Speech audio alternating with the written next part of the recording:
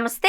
ఆసక్తికరమైన అంశాన్ని వెల్లడించింది నాస్కామ్. ఇప్పుడున్న పరిస్థితుల్లో కొలువుల మార్కెట్ ఏ మాత్రం బాగోలేదు అని, నియామకాలకు సంబంధించి ప్రతికూల వాతావరణం ఉంది అన్న మాటల్లో అర్థం లేదన్న విషయాన్ని స్పష్టం చేయడం ద్వారా యువతకు కొత్త ఆశల పల్లకిలో ప్రయాణించేలా చేసింది.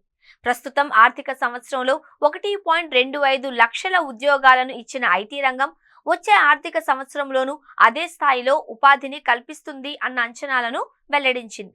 2024-25 ఆర్థిక సంవత్సరంలో ఐటీ రంగంలో 1.25 లక్షల కొత్త ఉద్యోగాలు వచ్చాయని, దీంతో ఆ రంగంలో మొత్తం ఉద్యోగులు 58 లక్షలకు చేరినట్లుగా పేర్కొంది. వచ్చే ఆర్థిక సంవత్సరంలోనూ ఐటీ రంగం ఉపాధి అవకాశాన్ని కల్పిస్తుంది అని స్పష్టం చేస్తున్నారు. పలు కంపెనీలు ఏఐను అందిపుచ్చుకోవడం, అజెంటిక్ ఏఐకి గిరాకీతో పాటు జీసీసీల సంఖ్య పెరుగుతూ ఉండడం ఐటీ పరిశ్రమ ధోరణిని మార్చేస్తున్నాయి. బిఎఫ్ఎస్ఐ, హెల్త్ కేర్, రిటైల్లోకి డిజిటల్ ఇంజనీరింగ్ను విస్తరించడం కలిసి వస్తున్న అంశంగా పేర్కొంది. ప్రస్తుతం అంతర్జాతీయంగా పరిస్థితులు కొంత ఆందోళనకు గురి చేస్తూ ఉన్న సెంటిమెంట్ మాత్రం సానుకూలంగా ఉందన్న భావనను వ్యక్తం చేస్తున్నారు.